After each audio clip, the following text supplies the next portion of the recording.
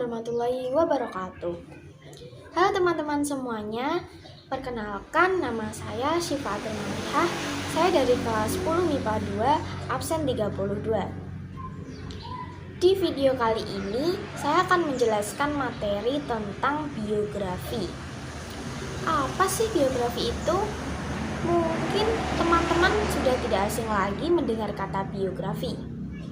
Kali ini saya akan menjelaskan biografi mulai dari definisi, isi, bentuk, ciri-ciri, jenis-jenis teks biografi, kaidah kebahasaan, struktur, dan manfaat.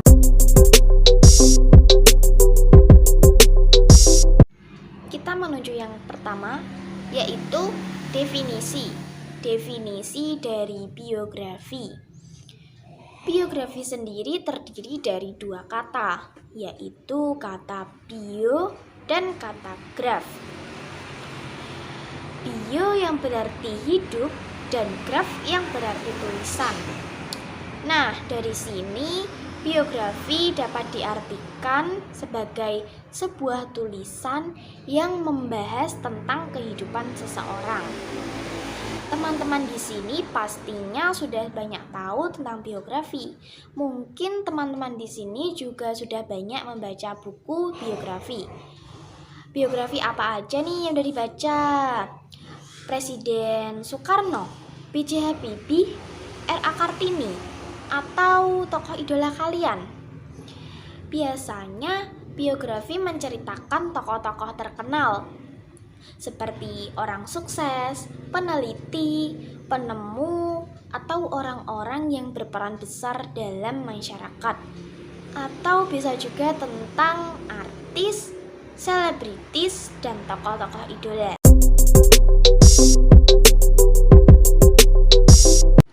Lanjut, setelah kita tahu definisi dari biografi, kali ini kita akan membahas tentang hal-hal yang biasanya terdapat pada biografi.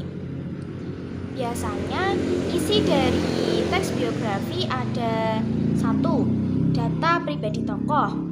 Nah, data pribadi tokoh ini bisa nama, latar belakang, riwayat pendidikan, atau juga bisa riwayat pekerjaan. Yang kedua, ada hubungan tokoh dengan keluarga, teman, atau kerabat dekat.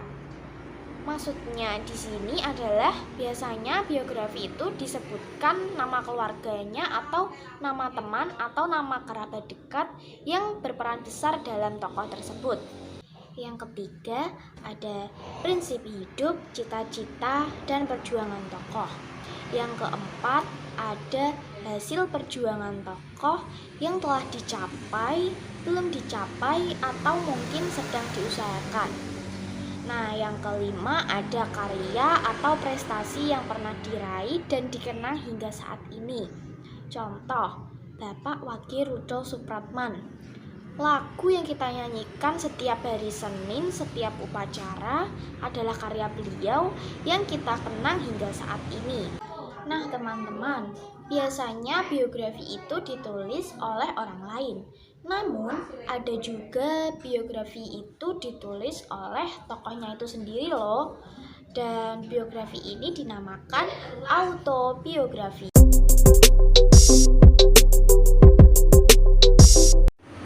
Kita menuju ke bentuk biografi.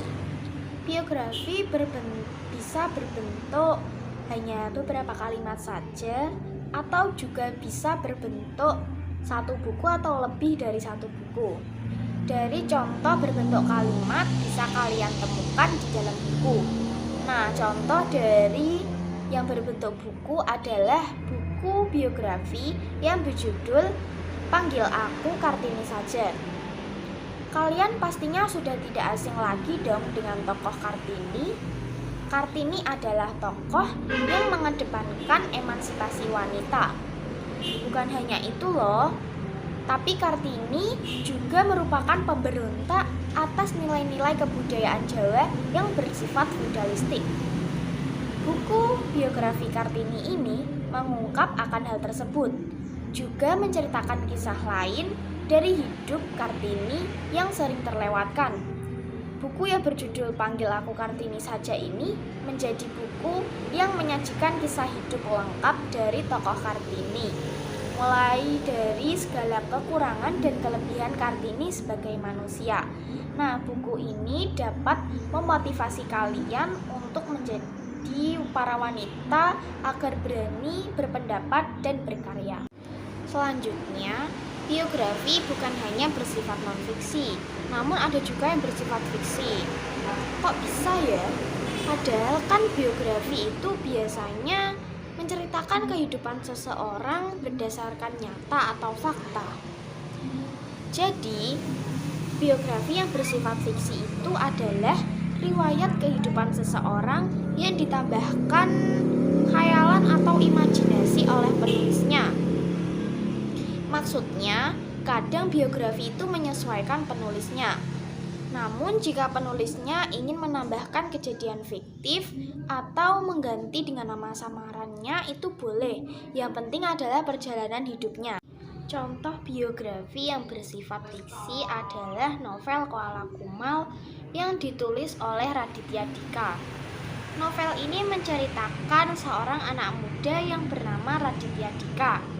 Novel dengan genre romantis dan komedi ini tak lepas dari unsur pendidikan yang sangat berharga.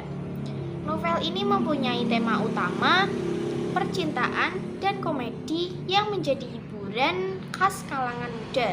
Dari sini kita juga bisa belajar tentang kondisi psikologi seseorang yang mengalami patah hati. Ayo, siapa di sini yang patah hati? Contoh yang kedua adalah novel Sepatu Dahlan. Novel ini ditulis oleh Krishna Pabicara. Novel ini menceritakan tentang kehidupan masa kecil dari Dahlan Iskan. Kehidupan yang dimana Dahlan Iskan serba kekurangan materi.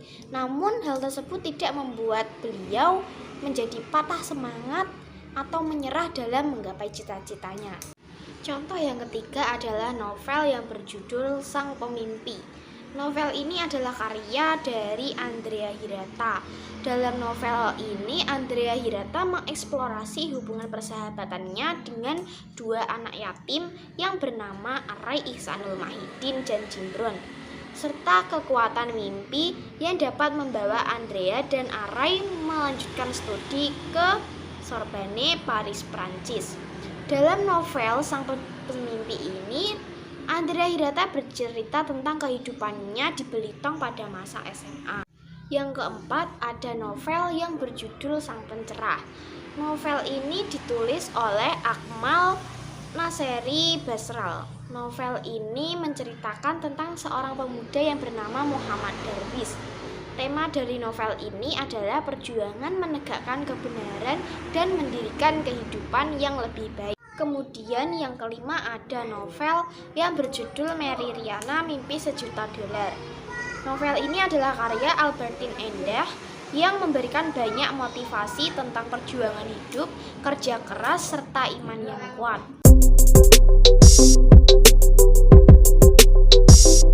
Kemudian kita menuju ke ciri-ciri biografi. Ciri-ciri biografi berdasarkan isinya adalah 1. Strukturnya terdiri dari orientasi, permasalahan atau peristiwa, dan reorientasi. Yang kedua adalah berisi informasi berdasarkan kenyataan atau faktual dalam bentuk narasi. Dan yang ketiga, faktual berdasarkan pengalaman hidup seseorang yang patut kita teladani.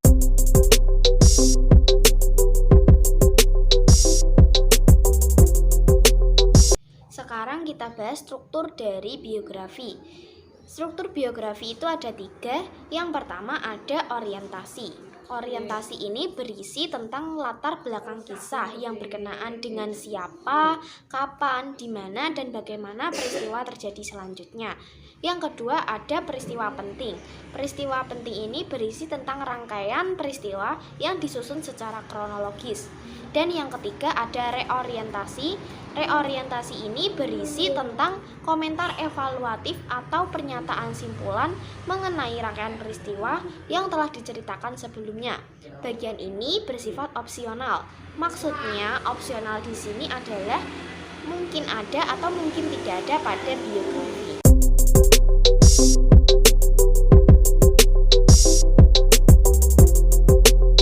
Selanjutnya, kita akan bahas mengenai penyajian dari karakter unggul tokoh. Jadi, tokoh yang biasanya diceritakan dalam teks biografi bukanlah sembarang tokoh. Maksudnya kita bisa ambil hikmahnya dari tokoh tersebut. Pola penyajian karakter tokoh yang dapat kita ambil adalah dengan cara langsung atau deskriptif, atau bisa juga dengan cara secara tidak langsung.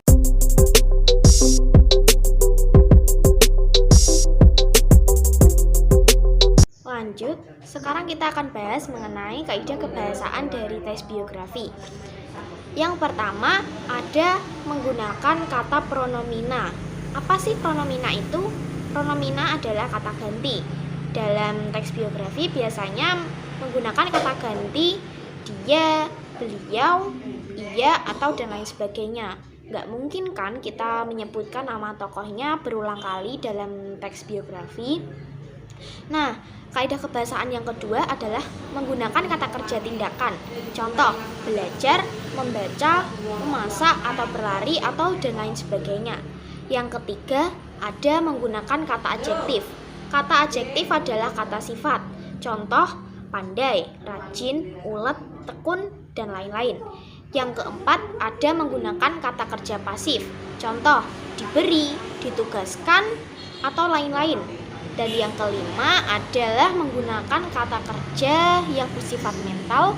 Contohnya, memahami, menyetujui, menginspirasi, atau mencintai. Dan yang terakhir menggunakan konjungsi urutan waktu. Contoh, sebelum, sesudah itu, selanjutnya, kemudian, dan lain-lain.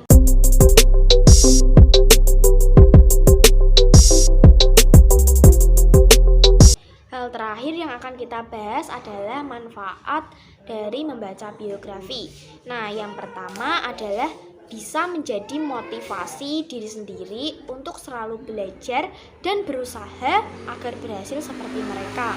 Yang kedua, memberi inspirasi bahwa suatu keberhasilan dapat diraih dengan bekerja keras dan pengorbanan. Nah, yang terakhir adalah tumbuh rasa bangga kepada pahlawan di bidang apapun. Demikian yang dapat saya sampaikan. Semoga video kali ini bermanfaat. Kurang lebihnya saya mohon maaf. Saya akhiri video kali ini. Burung Irian, burung cendrawasih. Cukup sekian dan terima kasih. Wassalamualaikum warahmatullahi wabarakatuh. Bye-bye.